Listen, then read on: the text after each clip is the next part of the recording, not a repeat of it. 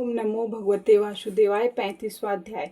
इतनी कथा सुनकर ऋषिवर कहने लगे कि हे सूत जी, जब हम आपसे तुलसी के विवाह की विधि पूछना चाहते हैं तो सौ कृपा करके वर्णन कीजिए। ऋषिवर को यह वाक्य सुनकर आनंद में मग्न हुए श्री सूत जी कहने लगे कि हे मुनीश्वरों, अब मैं आपके सामने तुलसी जी के विवाह की विधि का वर्णन करता हूँ, इसलिए आप सावधान होकर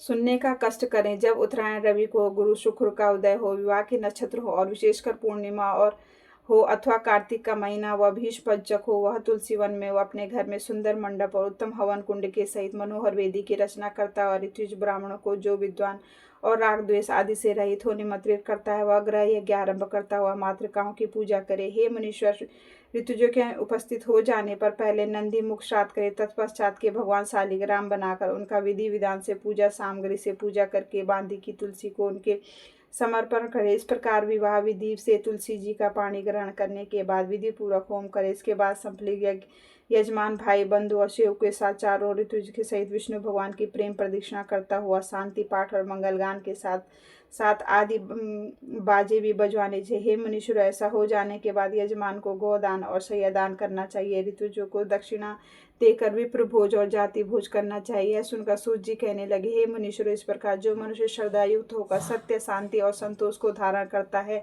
विष्णु भगवान को तुलसी दल समर्पण करता है, वह समस्त पापों से रहित होकर संसार के सुखों को प्राप्त करता है, अतः अंत में विष्णु लोक को प्राप्त होता है, इसमें संशय नहीं। हे मुनीश्वरों, जिस प्रकार से तुलसी जी के विवाह की विधि बताई गई है, उसी प्रकार आंवला, समी और पीपल के विवाह की भी विधि समझनी चाहिए। ओम नमो भगवते वासुदेवाय।